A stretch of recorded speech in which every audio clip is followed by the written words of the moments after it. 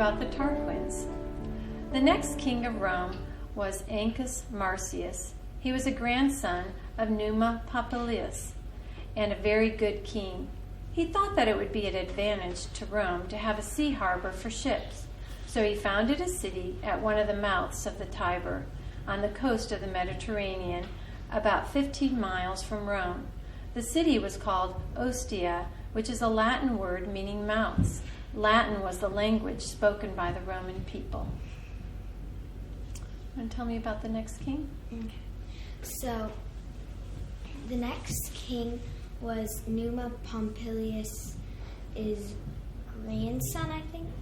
And he decided that he wanted to have a harbor for the ships to come in, and it would be in, I think it was like the mouth of the Tiber River. And Okay. Do you have anything to add? Let me think. I think his name was like Ancus something. I forget his last name. it was like Ancus, something that started with an M. Mm-hmm. His name was Ancus Marcius. Oh, yeah. And I think the city was called like Austrias. Ostia. Ostia. Okay. During the reign of Ancus Marcius, a rich man named Lucumo came to live in Rome. He came from Tarquinia, a town some miles distant from Rome, in a district of... let me read that again. During the reign of Ancus Marcius, a rich man named Lucumo came to live in Rome. He came from Tarquinia, a town some miles distant from Rome, in a district or country called Etruria. So the Romans called him Tarquinius, which is English. Okay, can I read all that again? Yes. Okay. Etruria, all right. Okay, so here, there's Ancus Marcius. He's the king, and he's a rich man named Lucumio. So this is who we're talking about, okay? And then he came from the town of Tarquinia. All right, let's begin. During the reign of Ancus Marcius, a rich man named Lucumo came to live in Rome. He came from Tarquinia, a town some miles distant from Rome, in a district or country called Etruria. So the Romans called him Tarquinius, which in English is Tarquin. Can you remember that? Should I narrate back in? Mm-hmm. During the reign of Ancus Marcius, however you pronounce his name, there was a rich man named Lucumo, and he was from a town called Tarquinius, and it was in a country far away called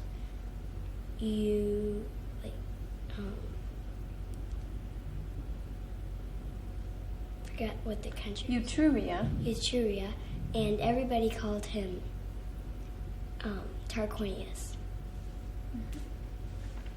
A very wonderful thing happened to Tarquin while he was on his way to Rome.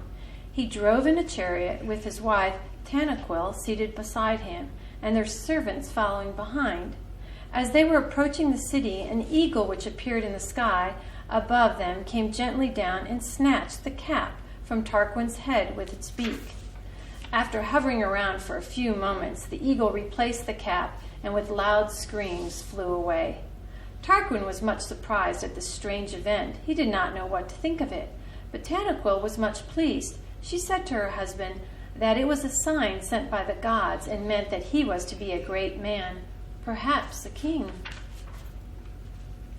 So tell me about the very wonderful thing that happened. Okay. A very wonderful thing happened to Tarquin, I think it was. While they were on their way to Rome, he and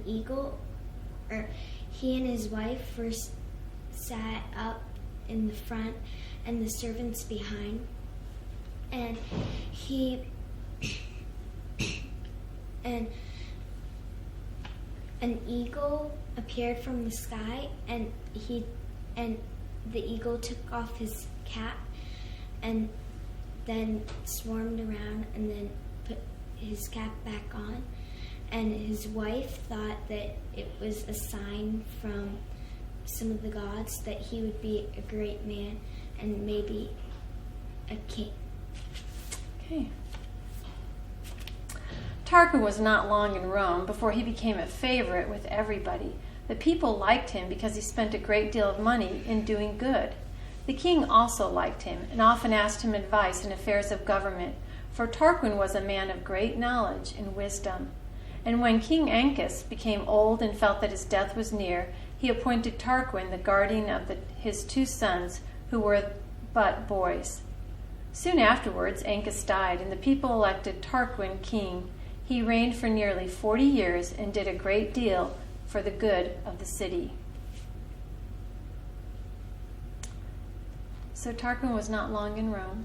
Tarquin was not long in Rome before he became friends with everybody, and everybody liked him because he spent money, and he spent a great deal of money in doing good, and the king liked him too. And when Ancus was about to die, I missed something, and he wanted advice from him in government affairs. And when Ancus was close to dying, he made him the guardian of his 2 sons. And when he died, when Ancus died, the people elected Tarquin as their king, and he reigned for 40 years. Mm-hmm. Okay, let's see what happens next. It was King Tarquin who began the building of the famous temple of Jupiter on the Saturnian hill, the same hill on which stood the fortress that Romulus built. While the workmen were digging for the foundation of the temple, they found a man's head so well preserved that it looked as if it had been buried quite recently. This was so strange a thing that the augurs were asked about it, and they said it was a sign that Rome would become the head or chief city of the world. So the new building was called the Capitol, from caput, the Latin word for head, and the hill was called the Capitoline Hill. This has given our language a word. We call the building in which our Congress meets, as well as that in which a state legislature meets, the Capitol. So,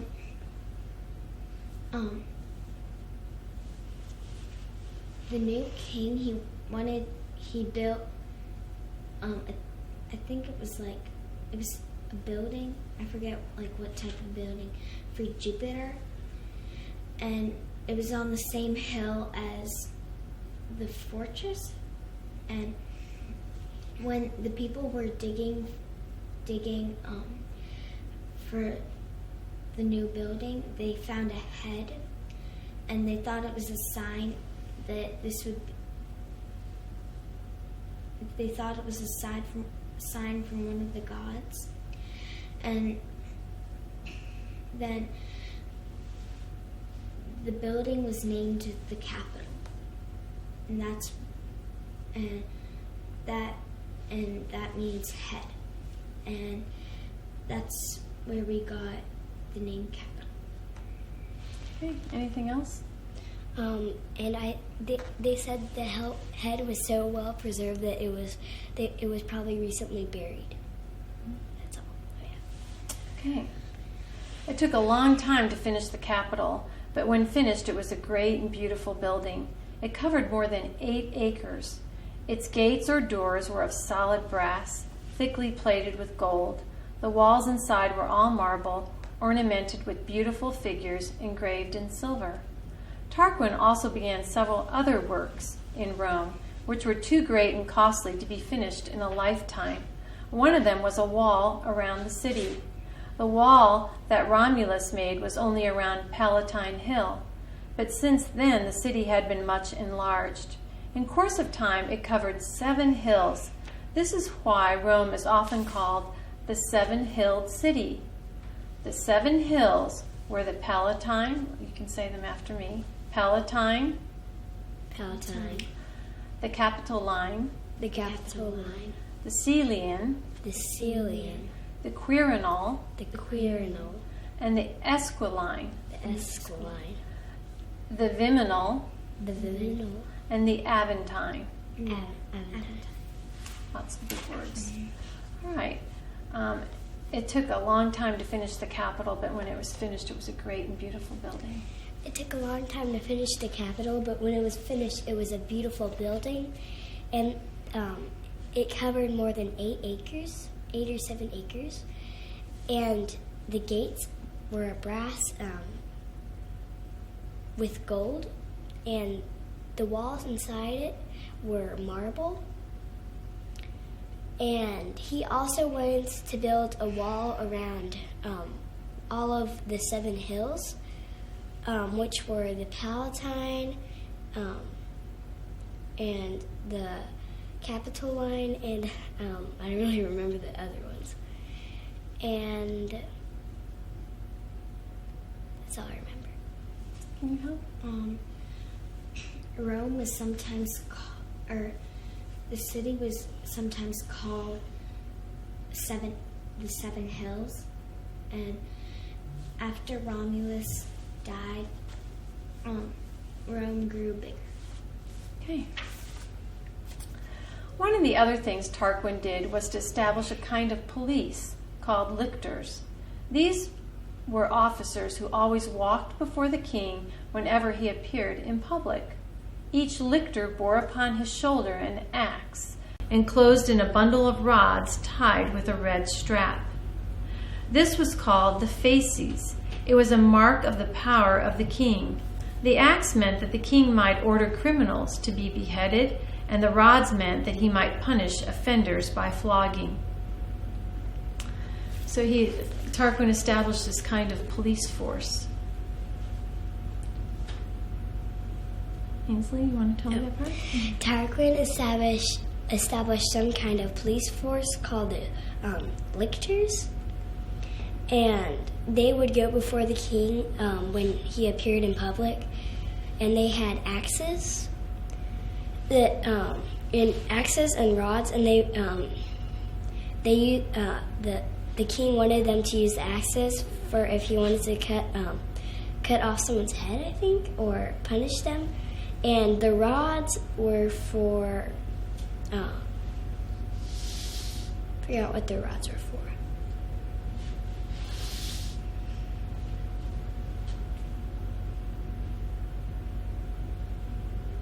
That's all. Do you remember? I think the rods and the axes were like wrapped in something red. Mm-hmm. And They had a red strap wrapped around them. Another work of Tarquin was the Circus, afterwards called Circus Maximus, or Great Circus. This was a place where horse races and games and shows of various kinds were held. The Romans were very fond of such amusements. Great numbers of them always went to the shows, but it was easy for them to go, for they did not have to pay for admission. The cost of the shows was paid often by rich Romans who wanted to gain the favor of the people and often the government. The circus had no roof, but there were a great many seats all around, and in the middle was a large open space for the performers. This space was covered with sand and was called the arena, a word which is Latin for sand. As so many people attended the circus, it had to be very large. In the time when Rome was an empire, about which you will read later in this book, the Circus Maximus was so large that it contained seats for 250,000 people. From the circus and arena of the Romans, these words have come into use in our own language. So tell me about the Circus Maximus.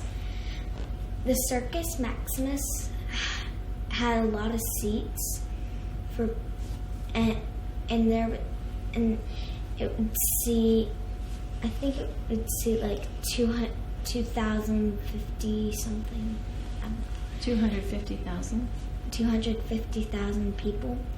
And the people who want to come to the circus, they didn't have to pay. for the rich Romans, they paid, and at the circus they had like